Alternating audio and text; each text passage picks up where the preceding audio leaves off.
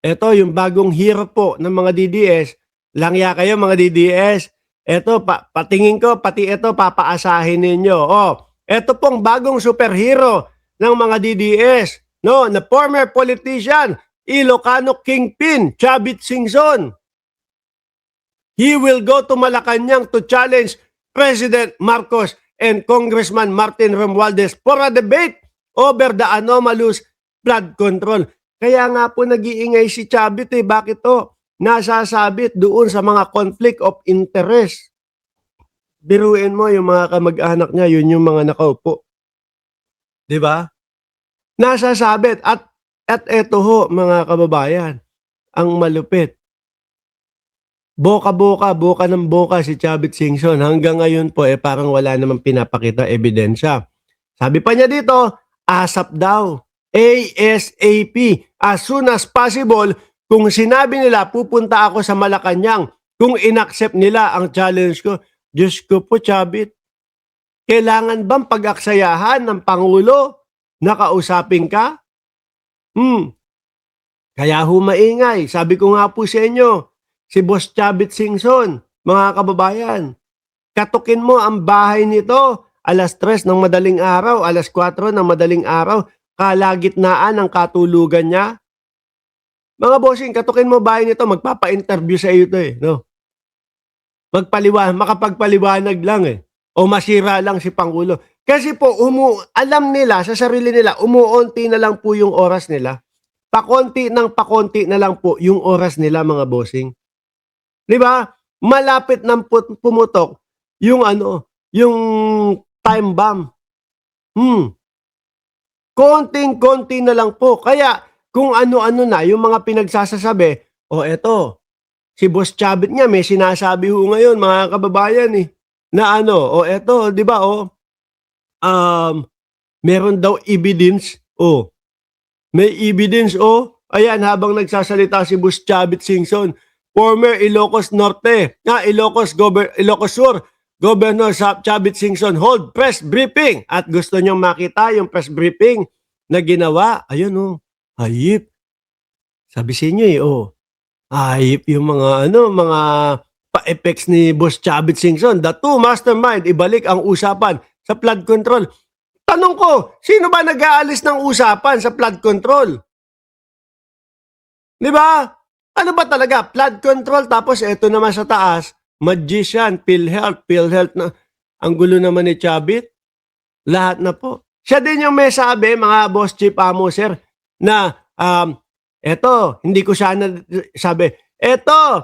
sana ilalabas itong ebidensya na ito. No, pero dahil si Marcos ganito, plunder daw. May mga pambablackmail pa si Chavit Singson no? Ngayon, papakita ko sa inyo mismo, mga Boss Chief Amo, sir, yung press conference ni Boss Chavit Singson, ha? Eto. Korruptionsnetzwerk orchestriert zu haben. Der ehemalige Gouverneur von Ilocos Sur, Chavit Singson, sagt, der Hochwasserskandal in Ilocos Norte sei nur die Spitze des Eisbergs und er erwarte. Sandali lang, ano yung pinag-uusapan dito? Parang iba tong nakuha. Dass der Präsident bald gestürzt werde. Hanna ist am Telefon, um die Einzelheiten zu erfahren. Sandali, parang iba yung naririnig ko Hanna T. Ito si former Ilocos Sur. On the phone. Report. So hat es Singson der mutmaßliche Drahtzieher der Korruption und er ist sich ziemlich sicher, dass PBBM in Kürze gestürzt Utik na to, ano to? Sandali nga, alisin natin yan.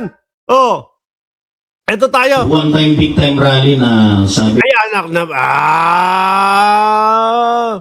may sinasabi si Boss Chavit Singson dito. One time, big time rally daw ho, mga bossing. Putragis kayo. Ilang beses na ba kayong nag one time, big time rally? Hanggang ngayon, hindi pa din tapos. Sabi ni Gerald Evans, Thailander ata ang reporter nakailan na? Una ho, sa EDSA nila, naglakad si Chavit Singson doon sa labas ng EDSA, sinigawan, malapit-lapit sa tenga niya, kurakot. Di ba? Hindi sila makapalag kasi ang dami nun eh. Dami sumisigaw sa kanila. Na ang ine-expect ni Chavit Singson, mga bossing, ay Chavit! Chavit! Chavit! Kaso hindi ho nangyari. Di ba? Hindi nangyari. Yun yung ine-expect niya. Lumabas sa Corinthian, akala niya, may nakita pa tayong 2 bus doon na pagkalaki-laki. Siguro akala niya, papabor sa akin ang crowd sa labas. Bakit? May mga kasama kaming 2 bus doon sa labas Oh, labas tayo! Tara! Baka bayani na ako paglabas ko. Kagaya nung kay Erap Estrada. Paglabas ko, mga bossing, natulilig yung tenga ni Chavit Singson. Sigaw ng Chavit. Chavit! Yun ang ine-expect. Hindi ho yun yung nangyari. Ang sigaw, kurakot. Kurakot. Ganun ang nangyari. Kaya ang sabi ni Chavit Singson doon sa magi-interview, mga bayaran yan Hindi ine-expect yun Isa yun. Mga bossing, sa parali nila. Sumunod, Iglesia ni Cristo. Wag na kayong kumontra at sasabihin ninyo hindi political rally yung ginawa ng Iglesia ni Cristo. Ay, Diyos ko naman. Halatang halata naman. Wag na kayong kumontra na sasabihin ninyo hindi paninira yung ginawang rally ng Iglesia ni Cristo. Kinamayan nyo, inakap nyo si Amy Marcos pagkababa ng entablado. Kumbaga, nakangiti kayong lahat pagkasabi na meron daw tayong Pangulo na gumagamit na ipinagbabawal na gamot.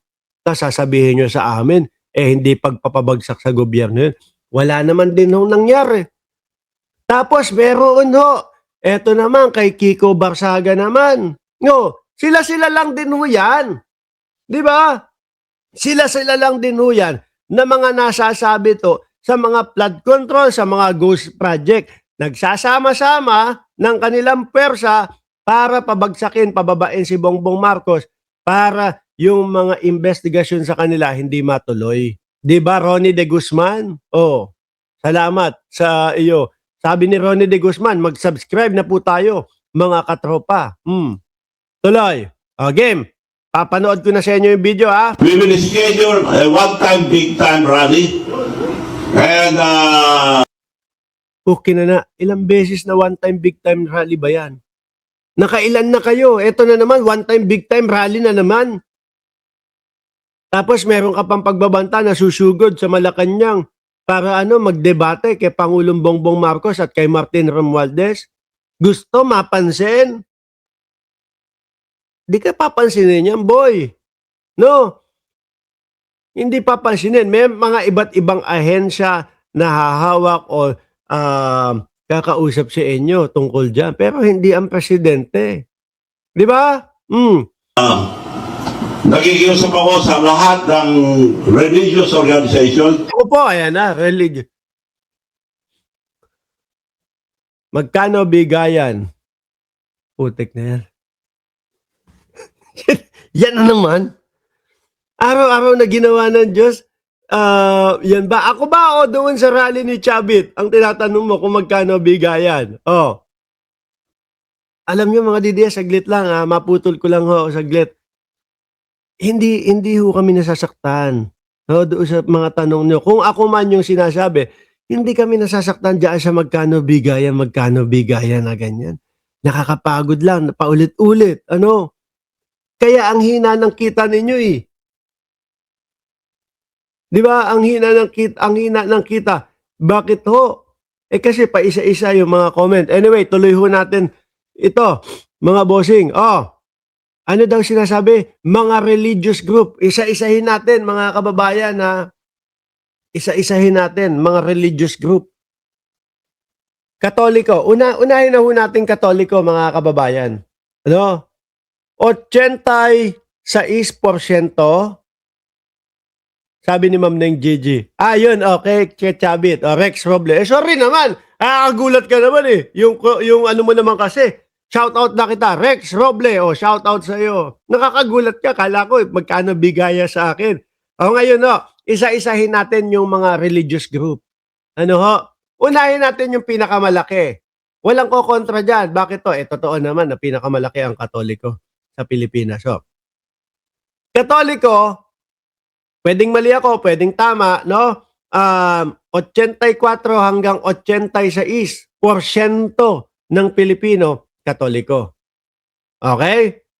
Ang Katoliko ho, mga kababayan, gustong masugpo ang korupsyon. Mga bossing. Ano tawag dito? Nakasuporta po sila sa gobyerno ng Pilipinas na masugpo at naniniwala ang Katoliko, mga boss chief amoser, na si Pangulong Bongbong Marcos ang talagang nagpaumpisa nitong mga korupsyon, nitong mga pag-iimbestiga sa korupsyon. 86% ho mga kababayan. Ngayon po mga bossing, meron Islam. Yan, Islam o Muslim. Karamihan po sa Muslim, mga boss chief amoser, makita mo yung BARM, B-A-R-M-M, dyan sa Mindanao, nakasuporta at patuloy na sumusuporta kay Pangulong Bongbong Marcos sa pagsugpo ng korupsyon, mga kababayan. The rest, wag na natin pag-usapan. Ang baba na, pag-uusapan pa ba? Di ba? 84% Katoliko nakasuporta.